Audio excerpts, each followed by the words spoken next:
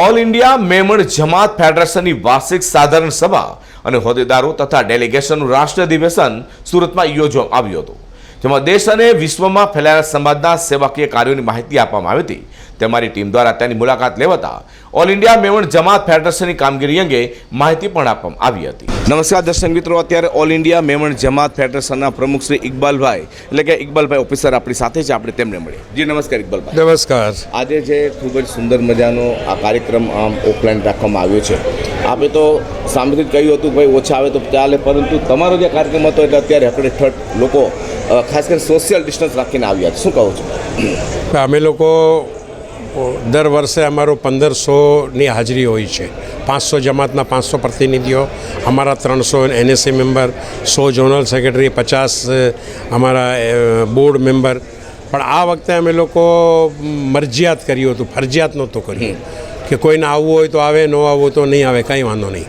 પણ તે છતાં બી લાગણી અને મોહબ્બત એટલી છે, ફેડરેશનથી લગાવ એટલું છે કે આ લોકો દૂર દૂરથી, કોઈ છત્તીસગઢથી આવ્યો છે, કોઈ બંગાળથી આવ્યો છે, કોઈ બિહારથી આવ્યો છે, કોઈ ઓડિશાથી આવ્યો છે, એવી રીતે બધા સૌરાષ્ટ્રથી આવ્યા છે, મહારાષ્ટ્રથી આવ્યા છે। એ લોકો પ્રતિનિધિઓ બધા જે છે આ બધા ક્રીમ ક્લાસ છે। આ જમાતનું એક એક પ્રતિનિધિ, જે જમાત અમારી હોય છે મેમણ જમાત, એ મેમણ જમાતના જે પ્રતિનિધિઓ છે ક્રીમ ક્લાસ, એ લોકોને અમે દર વર્ષે બોલાવીએ છીએ અને એ લોકો અહીંયા દરેક જગા ઉપર આવે છે। આ વખતે 4 વર્ષ પછી ઇલિયાસભાઈ સુરતમાં મીટિંગ રાખી, कितने साल हो गए? 3 साल, 3 વર્ષ પહેલાં એમણે રાખી હતી।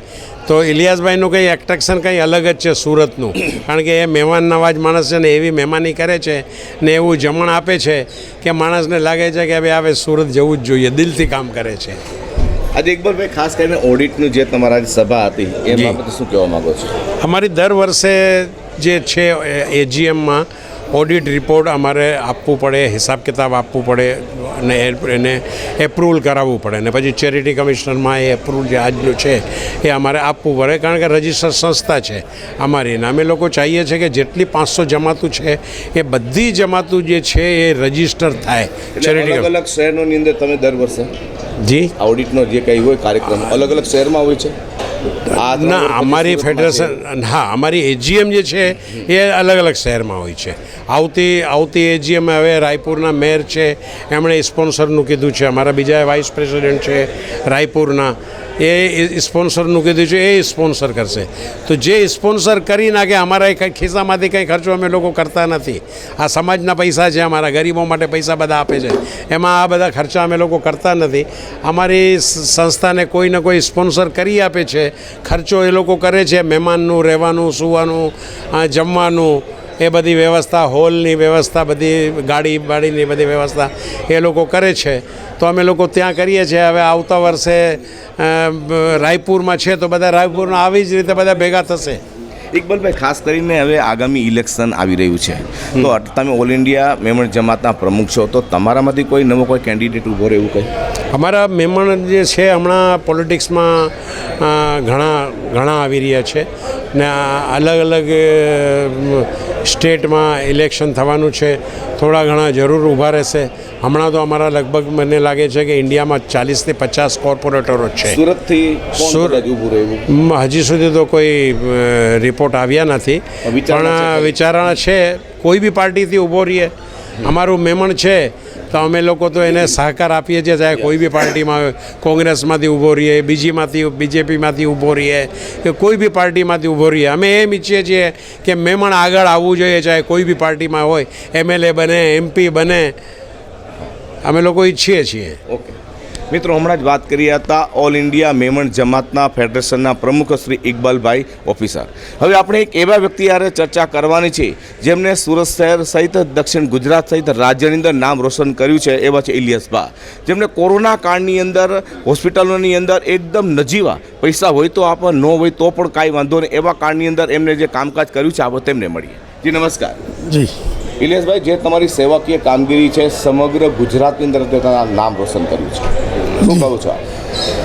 બસ માણસનો જે જન્મ છે એ એટલા માટે છે કે માણસના કામ આવી જાય ને આવા સમય ઉપર જ્યારે અમે ઓલ ઇન્ડિયા મેમન જમાત ફેડરેશનના વાઇસ પ્રેસિડેન્ટ તરીકે એક જવાબદારી નિભાવતા હોઈએ અને સુરતના એક જિમ્મેદાર નાગરિક તરીકે તેમજ સુરતને એક પ્રેમની નજરથી જોતા હોઈએ તો એટલું જ અમારા મનમાં આવે કે હજુ સુધી ઇલિયાસ જીવતો છે, જ્યાં સુધી મારા સાસમાં સાસ છે ત્યાં સુધી મારા શહેરના લોકોને કંઈ નહીં થવા દઉં, એ જ હિંમતથી અમે આગળ કામ કરીએ છીએ. મિત્રો, હવે આપણે એક એવા વ્યક્તિને મળવાનું છે, હલીમા ચેરિટેબલ ટ્રસ્ટની અંદર છે અને ખાસ કરીને કોરોના કાળની અંદર લાખો લોકોને તેમને પોતાના રસોડાની અંદર જમાડ્યું હતું. એ છે શ્રી ફટા સાહેબ. જી નમસ્કાર.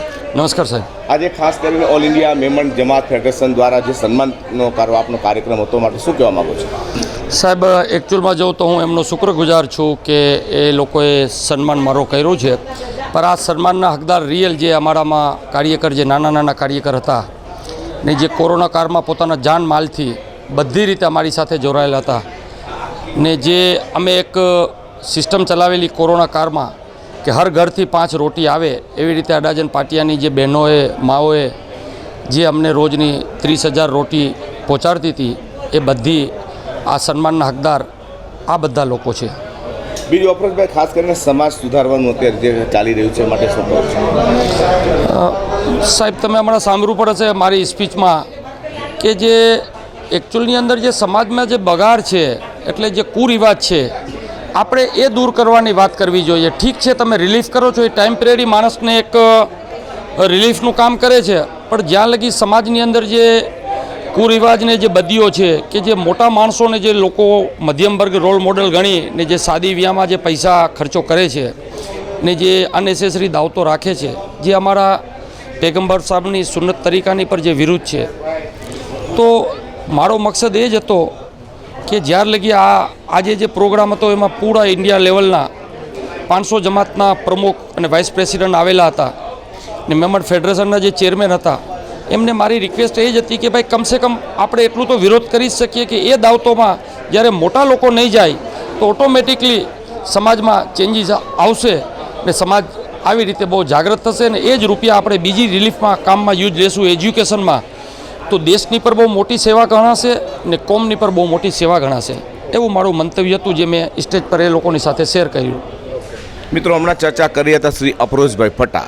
તેમણે એક સુંદર સંદેશો આપ્યો છે કે ખરેખર હવે જે કુરિવાજો છે સમાજની અંદર એ આપણે દૂર કરવો જોઈએ, કારણ કે મોટા મોટા જે લગ્ન પ્રસંગ હોય તેની અંદર જો સમાજના જ મોભીઓ ન જાય તેની મેળે આ રિવાજો દૂર થશે. જે નેટવર્ક ચેનલ માટે હું પ્રકાશવાળા, કેવલ હર્ષદ શેઠા સાથે સુરત.